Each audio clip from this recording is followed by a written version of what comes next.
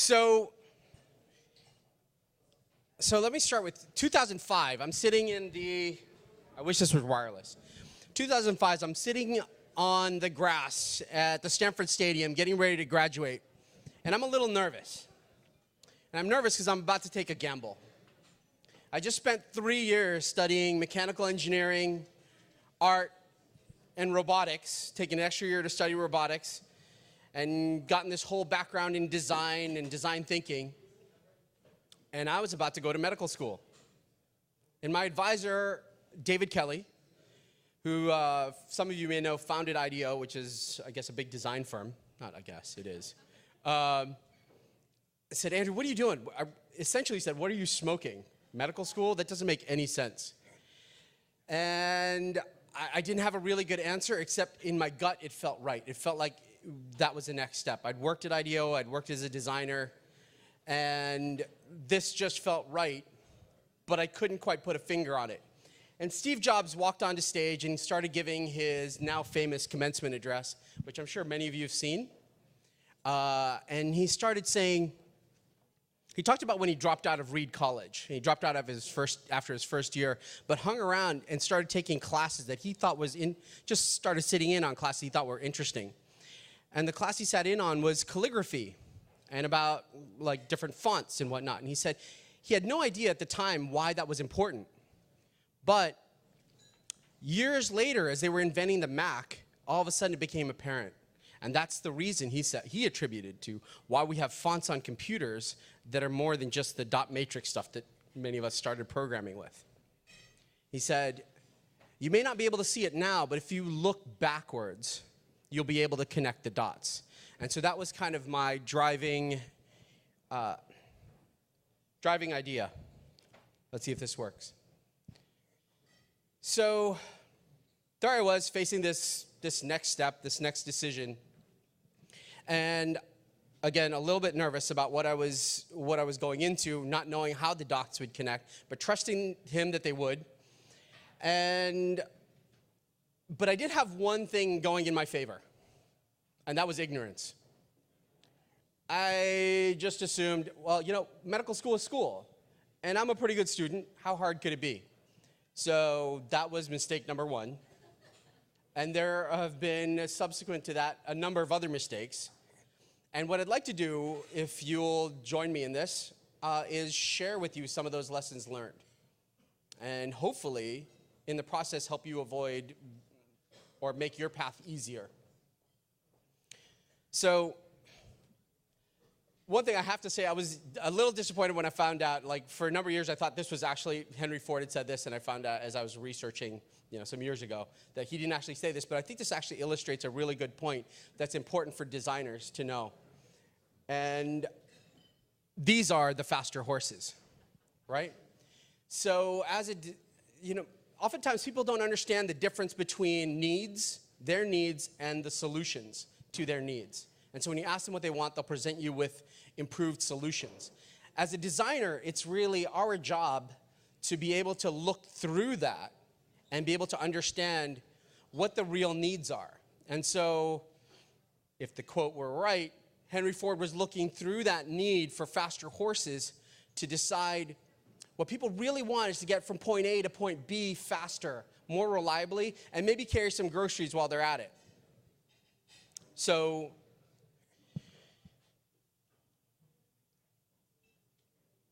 this is, so part of how we do that is through empathy and through empathizing with the end user. And how we do that, at Stanford, we teach a process called the moccasins process. And it's about walking in the shoes of the people that you're trying to design for. Now, when I was designing, or if I was designing for Nike, that'd be pretty easy, right? I wake up at 4 in the morning, put on some running shoes, do something ridiculous like that some extreme athletes might do. If I was designing a fridge for Samsung or for GE, I could get up at 3 in the morning and open and close the door real quickly 300 times to understand what extreme fridge user would need out of a really great fridge. But that's where healthcare starts becoming really difficult. And with all respect to designers and innovators, it's really hard to walk in the shoes of a clinician.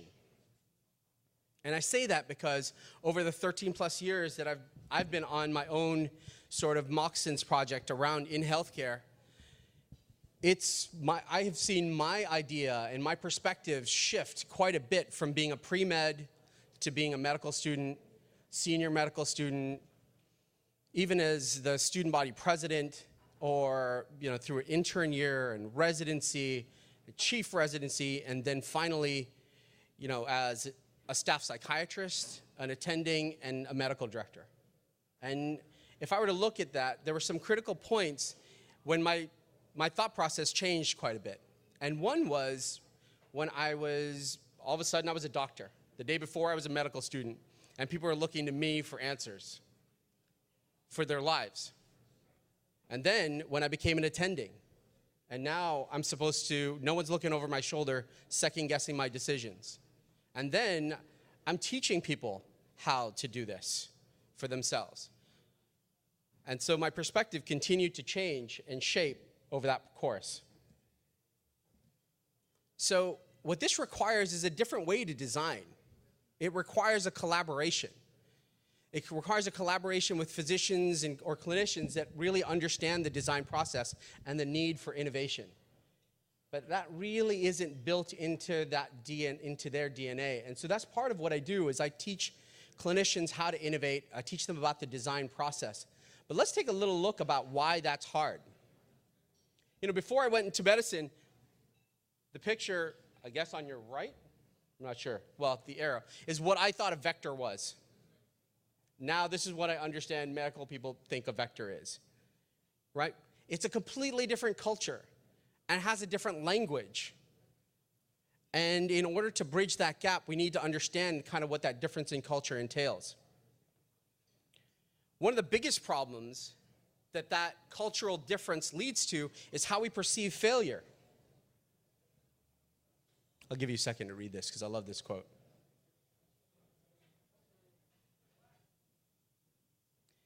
So, as a physician, we're taught to look at failure this way, the image on the left. Failing is not acceptable. It leads to patient injury, patients dying, all kinds of bad outcomes. It's not acceptable. We want guaranteed outcomes. But as an innovator, I know something completely different. Failure is on the pathway to success. I love this quote from Edison, although apparently he didn't say this either. But it is kind of like an amalgamation of stuff that he had said and been quoted before. There he is, the man that didn't say it, and what he did invent. And I realized that there is something quite different. So, when I was in medical school, I always thought I'd go back right after medical school and go into innovation. I got into medical school because I thought that the key was, I just need an MD so I can be able to bridge that gap that many of my friends weren't able to bridge, right? They couldn't go and talk to doctors because they weren't MDs. So once I'm an MD, I can go back and do all the designing I want. Well, and I thought, if I'm going to be clinical, though, what would I want to do? And I was pretty certain I would be a surgeon. And there's nothing like walking into the OR and putting on those sterile gloves and seeing the patient draped and knowing that like you're about to do something few people are able to do. That's a really exhilarating feeling. It's also a hugely humbling feeling, knowing that someone's looked at you and said, "Doctor, you can cut me open. I'm going to put my life in your hands." And that sense of responsibility is very humbling. So I've spent my clinical years focused on surgery, thinking that's what I was going to do. And during one rotation, I was working with the cardiothoracic surgeon.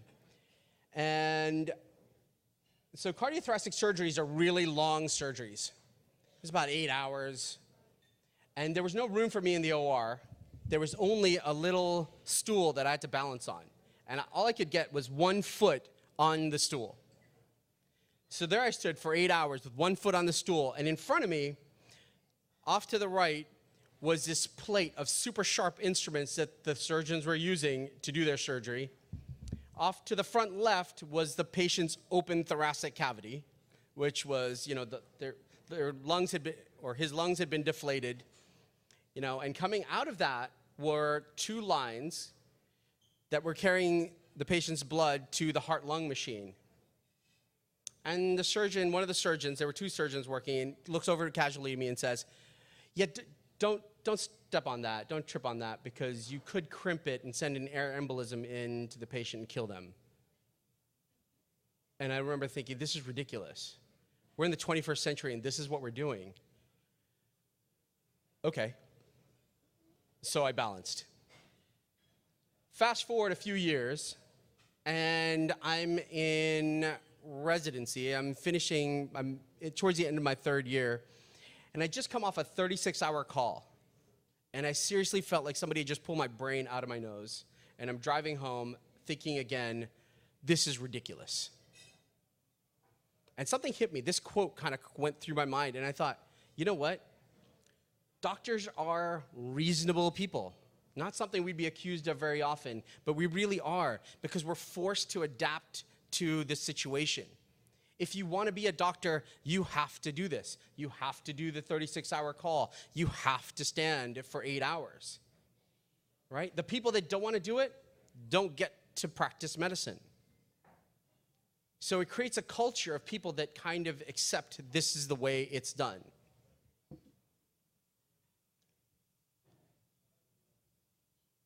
This is the man who did say that. So that fear of failure, or that fear of trying out something new, leads to this kind of culture of, like, we want to be squarely in the middle. You don't want to be too far out front, trying out new things, and you certainly don't want to be at the tail end where you're kind of caught behind the power curve. You want to be solidly in the middle. Well, that leads to a slight problem. This is, as you know, the adoption curve. And in order for this to work, this is a normal bell-shaped curve, and early on is the early adopters, right? The people that are going to take on, that believe in things, they're willing to try it out and take that on. And that's kind of what we're missing in medicine, right? If everybody wants to be squarely in the middle, there aren't the people at the early end that are going to take it. And there's many things that have been, there are many people that have looked at, you know, how progress is made, and it's getting across that critical chasm of going from early adopters into mainstream that allows a fledgling technology or fledgling idea to kind of take seed and spread. So we're faced with an increasingly difficult problem again, is without that early adopter branch, how then do we get ideas to take hold and propagate, right? There's another problem. Well, I think in some ways, clinical trials are a good surrogate for that, or have acted as a surrogate for that. So instead of having early adopters come in and advocate for, hey, there's this new iPhone or there's this new whatever, you know, the clinical trials will do that advocacy for us, but that leads to this huge lag in adoption. And we know in medicine, when things are invented until they're actually adopted and filtered through, we see sometimes, I mean, there's any estimate, some numbers say 17 years between the two. Okay.